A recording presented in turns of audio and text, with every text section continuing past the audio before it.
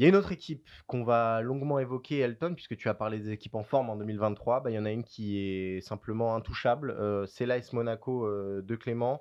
20 points sur les 24 derniers possibles. On est sur, 4 victoires de rang, si je dis pas de bêtises. Il y a eu aussi cette victoire en Ligue Europa.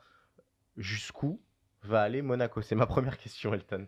Monaco n'est pas seulement l'équipe française de 2023, parce que si on regarde depuis septembre 2022, Monaco a pris 45 points. Ouais, Personne ne fait mieux en Ligue 1. Le PSG a 44 points. ouais, C'est pour situer la chose. Le PSG, même s'il y a beaucoup de critiques, et d'ailleurs des critiques qui sont justes, est quand même sur un rythme de plus de 2 points. ouais, ouais, Mais maintenant, pour revenir de manière très précise sur Monaco, il y a eu un pas en avant parce que moi, j'ai vraiment eu peur pour Monaco avec la semaine qui a été quand même très compliquée. Je veux bien dire par sûr. là, la semaine élimination face à Rodez Ouais, dans un scénario improbable avec Abdenour qui quand même se distingue. Match nul à la dernière seconde contre Lorient. Et depuis, on a un Monaco qui est vraiment convaincant. ouais. Et on a un Monaco qui gagne des matchs. On a un Monaco qui est convaincant. Et on a un Monaco qui est capable justement, même dans des scénarios compliqués, de s'en sortir. Je veux dire par là, face à Leverkusen en Coupe d'Europe, il s'impose 3-2 avec des blessures. Maripane qui finit milieu de terrain. Aguilar Et un but de qui Disasi. sort blessé. Dissassi qui marque.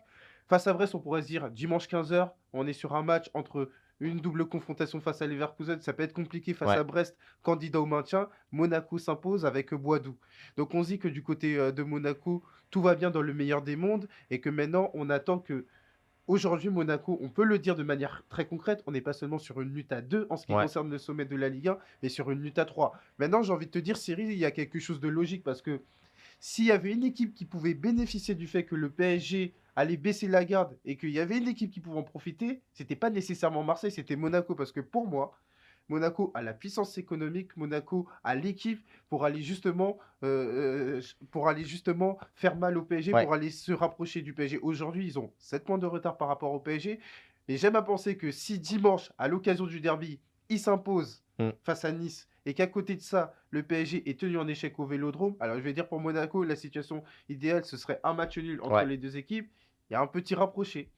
Il y a, quelque chose qui est important de mettre en avant. On avait parlé, la semaine passée de la difficulté peut-être pour Monaco d'enchaîner avec, la coupe d'Europe. Ce qui s'est passé dimanche, c'est aussi qu'on a vu du turnover qui a été, bénéfique à cette équipe. On a vu Boadou qui a été enfin décisif, Matsima qui a joué, arrière droit, et qui a plutôt été bon. Et on a l'impression d'une profondeur offensive peut-être plus importante, que celle dont dispose l'OM et presque le Paris Saint-Germain. On a Ben Yedder, Embolo.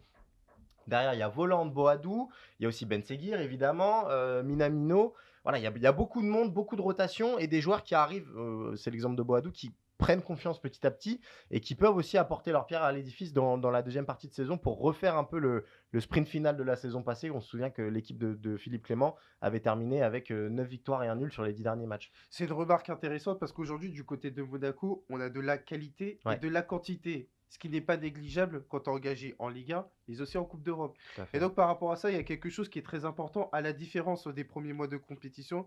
Aujourd'hui, il y a un cadre qui est extrêmement compétitif. Et à partir du moment où tu as ce cadre extrêmement compétitif, eh ben, tu peux te permettre de relancer des joueurs qui étaient moins en vue. Ouais, J'en veux pour preuve Boadou qui a été décisif, j'en veux pour preuve Minamino qui a qui connu revient pas un début trop de mal, ouais. saison difficile, mais maintenant, même s'il a été sorti Mmh, face à Leverkusen, est capable justement d'apporter sa pierre à l'édifice. Après, il ne faut pas oublier notamment l'avènement de Ben Seguir. incroyable. Par rapport à ce qu'il a fait, notamment depuis son premier match face à Auxerre, c'était quand même Mmh, fin décembre 2022. Aujourd'hui, on a l'impression que Ben Seguir a toujours été là. oui. Et je vais même te dire un truc. Alors peut-être qu'on va me dire, Elton, t'en fais un peu trop. Et il ne s'agit pas de les comparer. Et moi, j'ai l'impression que l'éclosion de Ben Seguir au cours d'une deuxième partie de saison me rappelle ce qui s'est passé avec Kylian Mbappé lors de la fameuse saison 2016-2017 où Kylian Mbappé, de remplaçant, est arrivé comme un joueur qui a été essentiel Ouais. sur la bonne marche, la très bonne marche de Monaco en deuxième partie de saison. Alors je ne te dis pas que Ben Seguir va amener Monaco au titre, mais aujourd'hui Ben Seguir contribue à élever le niveau compétitif de Monaco.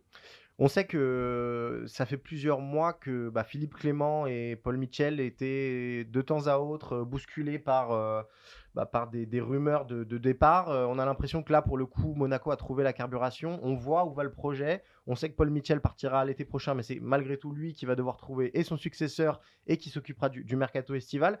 Est-ce que, on est parti pour avoir une équipe de Monaco qui est durable enfin et d'avoir un projet lisible sur, allez, les 3 ou 4 ans qui viennent? L'été sera charnière. Alors évidemment, on en est encore très loin, mais s'il y a qualification en Ligue des Champions, et je dis qualification directe, Ouais.